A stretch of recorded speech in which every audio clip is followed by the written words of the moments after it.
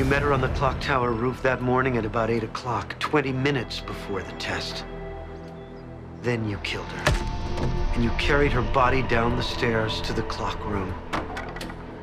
This was inspired. She fell all right, but not from the roof. She fell from the clock. You laid her body out on the minute hand. It was 8:15, so the hand was perfectly horizontal. The SATs were to begin at 8:20. You had 5 minutes to get back to the classroom. Plenty of time. And you let gravity do the rest. It was just like one of your science experiments. You took a pretty big risk, Philby, hiding the body in plain sight. But it wasn't such a bad bet. That side of the tower faced the athletic field, which on a Saturday morning was completely deserted. Tick-tock. Until 8:25, when the body slid off the clock and landed on your car. You made sure that the alarm was activated so that everyone would know exactly when she fell. You wore enormous boots to leave big footprints. Breaking in was no problem. The housekeeper told you about the hide-a-key. I admit I was confused until I figured out the sequence of events. First, you killed the judge. Then, you ransacked the house. Of course, you needed a witness. You put on one of your fat suits, set off the alarm, and then waited until you were sure somebody was watching. And finally, you called 911. And you're great with voices, Doctor. We've all heard you. It's right downstairs. Beiderbecke even supplied you with videotapes of the judge so you could practice. This is insane. Leland, I got it. I just got it. Remember that receipt from the drugstore? The guy that bought that wrist bandage also bought some cigarettes. That's right. Belgian gold. The union accountant, Ron Neely, was smoking imported cigarettes. The box said Belgium gold. The accountant. Now you're making sense. He ran the pension fund. He could have been skimming money for years. And he was about to get caught. He knew they'd be going over the books as part of the negotiation. Here's what happened. I mean, here's what really happened. Neely killed Cusack and made it look like a suicide. But he screwed up. And he had to run out and buy a wrist bandage. That makes sense. But wait. He grabbed the mayor's umbrella. Yes, he did. How did he get there? The mayor left it there. The mayor was in Cusack's office earlier that night. They were meeting secretly, trying to settle the strike. Officially, the two sides were not supposed to be talking. That's why the mayor could never admit he was there. It would have been political suicide. Here's what I think happened. Nicole Vasquez was going over the books, and some numbers didn't add up. Excuse me, sir. I was just wondering if I could talk to you for a sec. It seems that a large sum of money is going into a different account. I just... where? She asked you about it, and you brushed her off. Thanks for catching it, honey. That's what I pay you for. All right, I'll look into it, all right? Stop. Maybe you even accused her of stealing the money. Can you believe this guy? You are out of your mind. Out of your mind. You started to worry the girl might talk. You couldn't buy her off. She had a little something we call integrity. So you decided it was time to hire somebody to kill her. But who? You asked Jason Ronstadt. But he turned you down. You were in hell, surrounded by honest people. I don't have to stand here and listen to this. Yes, you do. Yes, you do. Okay. Thanks, Captain. You kept shopping around. You found a professional, Ian Sykes. Sykes killed the girl. But you still had one loose end left. Jason Ronstadt, the first guy you asked.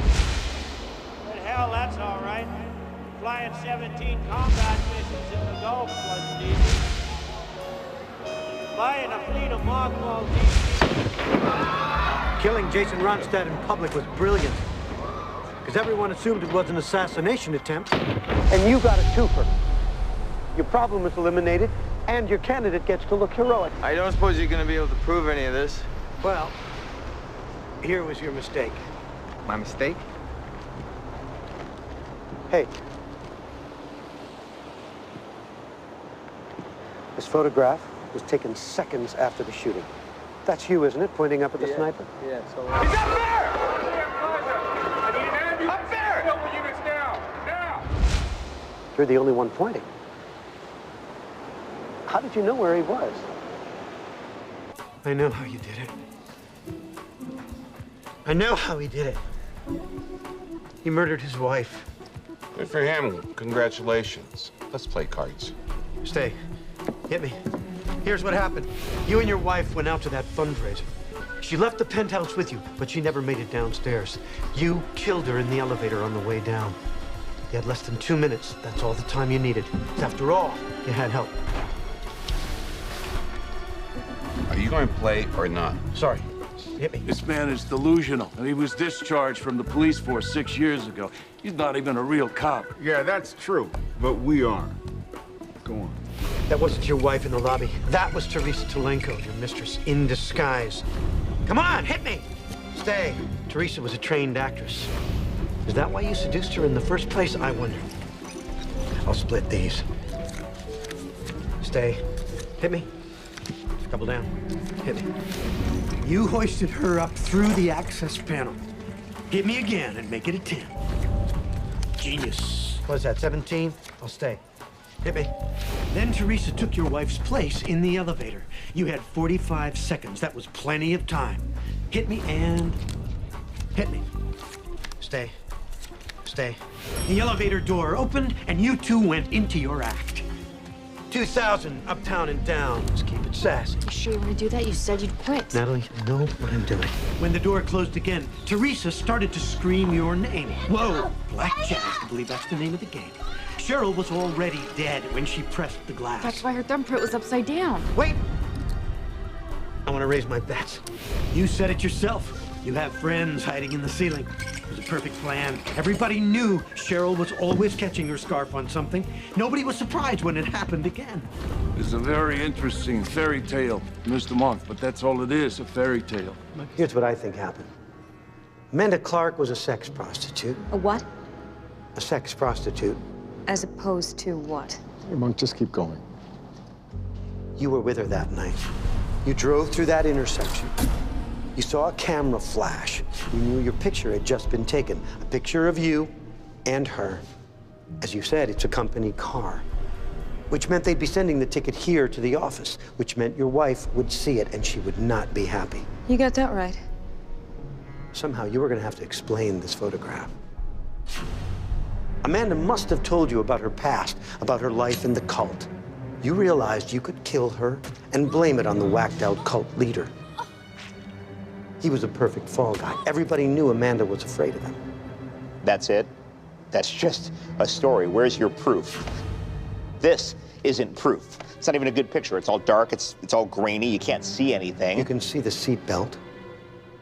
She was wearing a seatbelt. So what? She was dying. I put her in my car, I buckled her seatbelt. You're saying this photograph was taken on the way to the hospital after she was attacked? That's right. This woman was stabbed 10 times. She was bleeding all over the seat. That's right.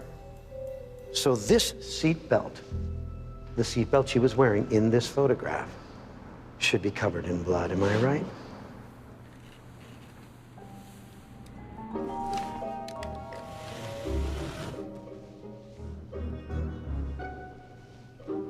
That's gonna be hard to explain. It was a harmless little prank. You pretended to mug Sidney Teal at his date, and for a minute, the mild-mannered computer geek got to look like Superman. And I'm sure you both had a big laugh about it later on. You are a nutcase. No one's gonna believe him. On occasion, I've been known to believe him. Don't stop now. Where was I? 20 years later, Cindy brought Mira to his college fundraiser, and that's where you two met. And you met again, and again, and again. Are you sure you don't want to tell it? No, you're doing great. Just go. A year goes by. You decide that life would be perfect without Sidney Teal around. So you two had your plan. You contacted Sidney, and you reminded him about the time that you helped him impress his date.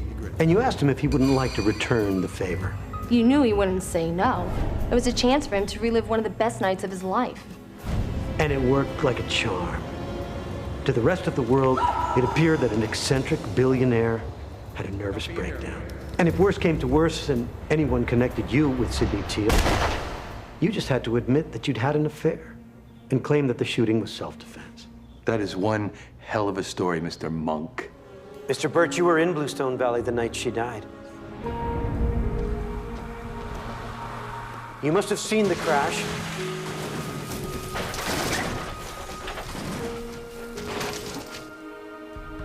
She was still alive when you got to the car. She had to have said something to you before she died. Something about Mr. Lankman. You must have realized you just hit the jackpot. You called your own answering machine and recorded her dying words. You can't prove any of this. I was at your house yesterday, and I happened to hear the date and time stamp of a phone message that you had saved. May 2nd, 7:39 p.m. I think I can prove it, sir. What's your number? Adrian, it's 555-0137. Thank you, Dwight.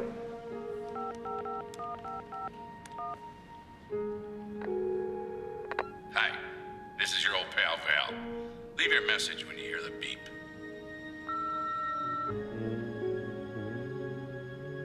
Four, 8, 2. You have one saved message, May 2nd, 7:39 p.m. It was Roddy. It was Roddy Lankman. He was cheating on the show. I was going to blow the whistle. He cut my brakes. Roddy. Mr. Lankman, Mr. Birch, some homicide detectives are outside. They want to talk to you. It's jungle out there. Disorder and confusion everywhere. No one seems to care. Well, I do. Hey, who's in charge here? It's jungle out